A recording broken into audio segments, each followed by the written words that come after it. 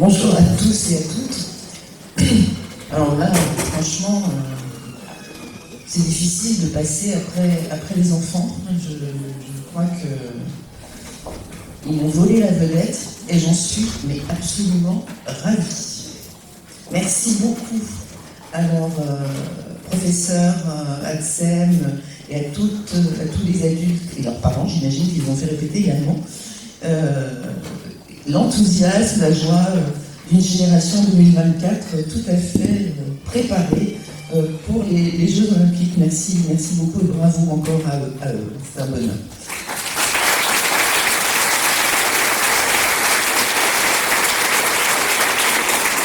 Alors, je ne sais pas si vous le savez tous, moi j'ai l'impression que tout le monde le sait, parce que je suis un peu égocentrique. J'adore l'école maternelle. Je ne sais pas si ça a transparu un tout petit peu dans le premier événement de ce salon, mais vraiment, j'adore l'école maternelle. Quand je serai grande, je serai professeur des écoles, vraiment, et en maternelle. Et donc, c'est avec un plaisir immense que je suis parmi vous ce matin. C'est pas du tout un honneur que je vous fais, c'est un plaisir que je m'accorde, vraiment.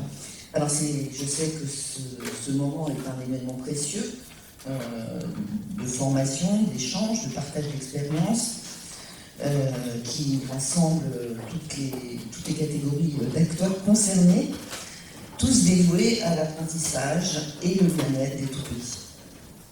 Donc, même si, ici on est sérieux quand même, on réfléchit aux enjeux et aux défis de l'enseignement maternel, en sollicitant les résultats de la recherche. Et je salue les chercheuses ici présentes, et bien sûr les expériences de terrain, parce que c'est bien ces allers-retours entre la théorie et la pratique qui applique la théorie qui se nourrit de la pratique, qui nous fait avancer.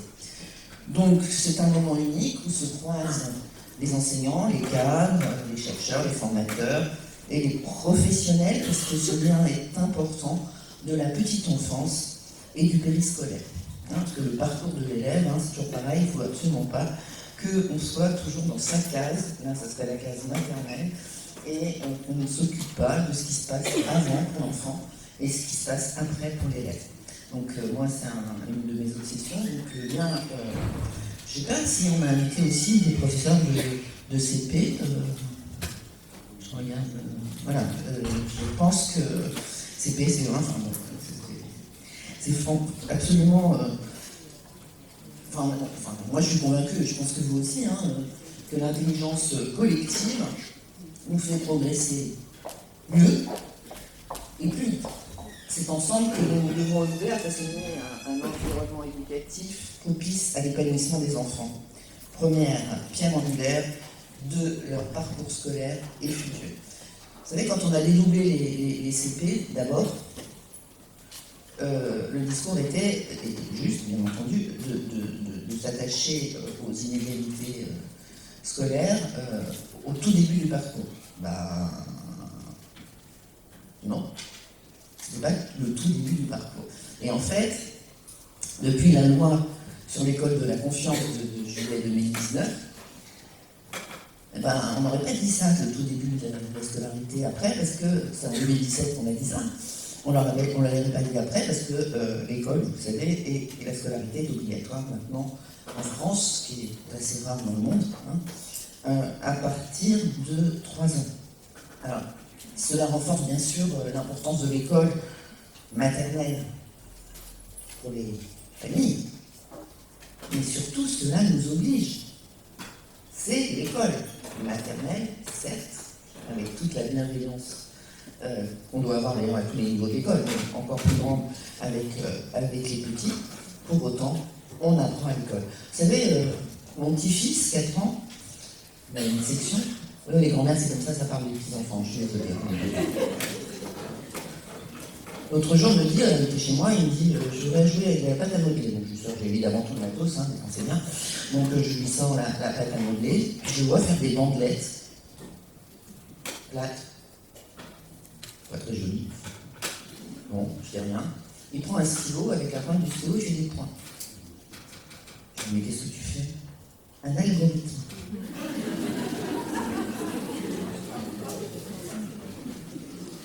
Waouh! Et ça, c'est l'école maternelle. Et ça, c'est l'école maternelle. Après, je me dis, moi, ça va, je sais ce que c'est qu'un algorithme, mais je sais aussi ce que c'est que l'école maternelle. Mais j'imagine les parents qui voient leur gosse faire ça, qui posent la même question. Ça doit surprendre quand même. Hein. Moi-même, j'étais quand même très, très surprise. Voilà, donc c'est une vraie école où on apprend. Et on apprend les fondamentaux et on apprend tout. On apprend à vivre ensemble, surtout. C'est là qu'on commence à apprendre la socialisation. Enfin, sous réserve qu'on n'est pas allé à la crèche, c'est pour ça que les liens avec le périscolaire sont essentiels. Je sais pas, j'ai perdu le fil. Hein. En tout cas, l'école maternelle de notre point de vue, parce que même si moi, à la crèche, nous, on n'y est pas, c'est la première étape du parcours des enfants. Elle est déterminante pour la suite, pour l'épanouissement des élèves, la réduction des inégalités, j'y faisais allusion tout à l'heure, notamment en matière de langage. C'est à vous que je vais décrire la différence de vocabulaire entre les enfants qui arrivent à 3 ans à la maternelle. Et on sait bien maintenant comment le manque de vocabulaire conduit à la difficulté de lecture, et enfin bref, voilà. Donc, développement du langage. Et puis, apprendre à être élève, hein, poser l'expérience de l'école. Et ça, c'est fondé sur la confiance en soi. Et le développement du goût pour la curiosité, hein, goût pour apprendre à apprendre, et à vivre ensemble. Voilà. Donc, ces dernières années, dans l'académie, les salons de la maternelle, le salon de la maternelle s'est déplacé. Hein, enfin, l'idée, c'est que c'est un salon académique mais qui tourne entre les différents départements. Les derniers salons ont abordé des enjeux déjà cruciaux pour les tout petits. Il s'agisse de répondre aux besoins physiologiques des enfants, de promouvoir le vivre ensemble à l'école, ou encore de renforcer la collaboration justement entre professionnels de l'éducation. Chaque édition a été l'occasion d'approfondir nos réflexions et de partager les pratiques. Alors on dit toujours partager les bonnes pratiques. Moi j'aime bien dire partager les pratiques, les bonnes comme les mauvaises. C'est intéressant, les erreurs. Ce qu'on dit aux enfants d'ailleurs. Hein. Donc on peut partager aussi les mauvaises pratiques en fait, et s'interroger sur les mauvaises pratiques comme sur les bonnes. Donc ça c'est faire la parenthèse. Donc le thème du salon cette année, vous savez, c'est l'épanouissement et le bien-être à l'école. Alors, c'est à l'école maternelle en l'occurrence, mais c'est un sujet évidemment qui dépasse largement l'école maternelle, surtout par les temps qui courent, où effectivement le bien-être à l'école, que ce soit avec un grand E cette fois, que ce soit pour les élèves, les enfants, les adolescents, les jeunes, ou pour les enseignants et tous les personnels, c'est presque le sujet fondamental qui est devant nous. Hein. Donc bon, là on est sur l'école maternelle, mais alors c'est le début, donc c'est important de le construire dès le début. Donc c'est plus que jamais essentiel. Pour explorer cette thématique en détail, nous accueillons aujourd'hui des intervenants d'exception, dont les initiatives et les réalisations sont réellement inspirantes. J'espère que vous serez inspirés. Je les remercie, je vous remercie chaleureusement d'avoir accepté d'intervenir à ce salon. Et d'ailleurs, on va se voir bientôt pour peut-être travailler ensemble de plus près. Je ne sais pas pourquoi. Et peut-être au-delà de l'Isère. Voilà. Donc la matinée, justement, sera consacrée au levier de développement du langage et de l'entrée dans la lecture des tout-petits. Alors excusez-moi si j'ai stropé mon nom. Alors mon nom c'est Hélène Insel, et personne ne me dit comme ça. Donc une fois qu'on a dit ça, j'ai le droit de... Voilà. Hélène Lovenbruck, ou Bruck, très bien. Donc qui est directrice de recherche au CNRS et au laboratoire LPNC, et membre du Baby Lab en particulier, qui nous éclairera sur le développement du langage des tout-petits. Corinne Dreyfus, autrice et illustratrice, c'est vous, d'albums de jeunesse. C'est génial. Qui abordera le rapport de la lecture et de l'écriture, à la lecture et... Non, de l'écriture et de la lecture, je vais y arriver. Excusez-moi, Christelle, qui est responsable du pôle recherche et développement du spectacle vivant au sein de l'association Mediact, qui nous présentera quelques projets expérimentaux avec des artistes musiciens et des artistes du spectacle vivant. Voilà. Évidemment, l'école maternelle a pour mission de cultiver les compétences psychosociales, comme toute l'école d'ailleurs, avec un grand E, mais c'est le début et c'est toujours pareil, c'est le plus important, qu'il s'agisse des compétences émotionnelles, sociales ou cognitives, leur développement dès le plus jeune âge, et je sais que vous le faites dans l'académie, enfin c'est quand même, quand vous savez, quand on a dû expérimenter les cours d'empathie, parce que c'est rien d'autre que ça, hein, c'est des compétences psychosociales, on a eu du mal à trouver, selon les commandes de la DGESCO, monsieur, je vous remercie d'être avec nous, on a eu du mal à trouver, c'était la demande du DGESCO, que ce ne soit pas des écoles qui faisaient déjà des choses. Et on a eu du mal, parce qu'il y avait énormément d'écoles dans l'académie qui faisaient des choses. Donc on a aussi du coup recensé, et ça nous permettra, au-delà de l'expérimentation, d'avoir une vision encore plus large des possibles dans ce domaine. Voilà, ça c'était mon petit moment de cocorico. Voilà, j'ai presque fini. Hein.